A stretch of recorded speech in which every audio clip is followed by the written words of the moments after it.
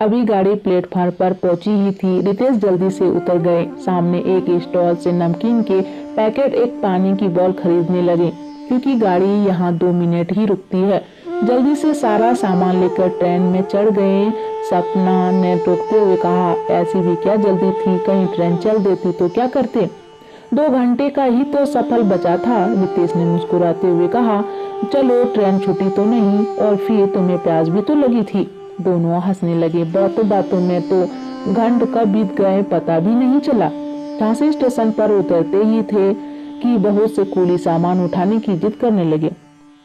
एक कूली तो सामान सर पर रख ही चुका था। सपना ने कहा, अरे आप सामान छोड़ दो, हमें कोई लेने आ रहा है। रितेश ने उसकी ओर बस भारी नजरों से देखा, लेकिन सपना ने उस कूली को डांटते हुए कहा, समझ नहीं आ रहा, रख दो सामान।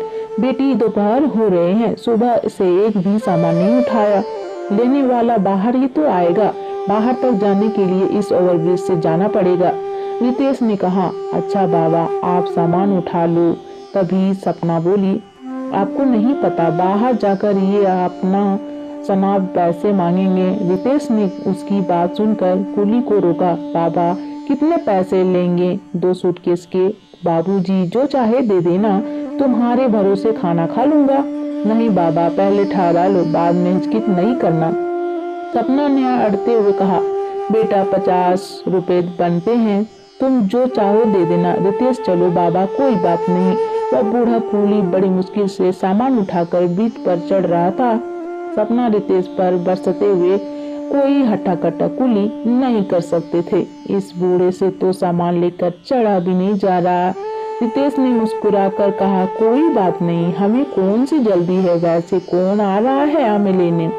सपना, अरे वो तो मैंने ऐसे ही कह दिया था, ये लोग समझते हैं अनजान है, ज्यादा से ज्यादा लूट लो। जैसे तैसे दोनों बाहर आ पहुंचे। रितेश ने कैब बुक कर ली थी।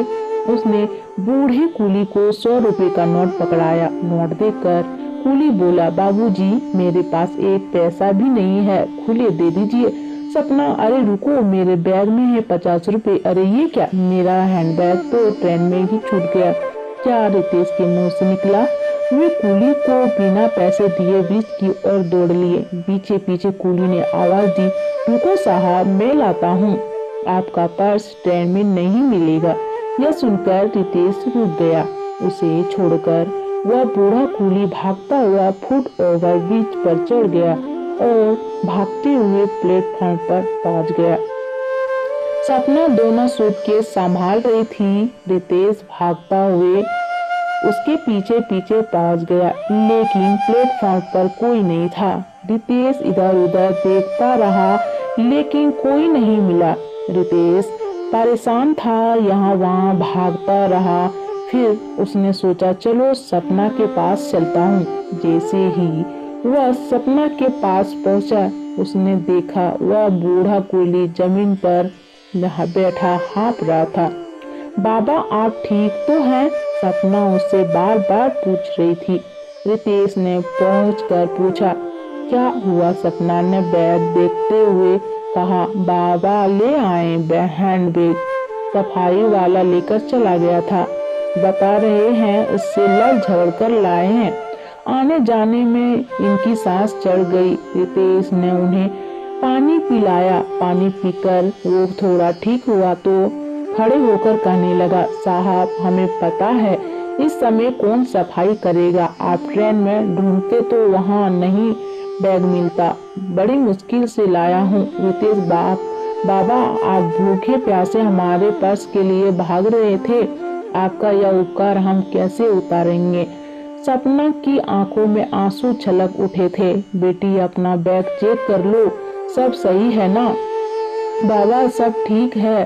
तभी रितेश जेब से निकालकर 500 रुपए दिए। नहीं बेटा, बस 50 रुपए दे दो, खुले में खाना खा लूंगा। बस एक बात याद रखना बेटा, हर आदमी लूटता नहीं है, सब एक से नहीं होते। बहुत कहने पर भी उसने पैसे नहीं लिए और अपने 50 रुपए लेकर सामने ढाबे की ओर चल दिया। रितेश और सपना एक दूसरे को देख रहे थे। क्यों हमें हर आदमी चोर नजर आ रहा है?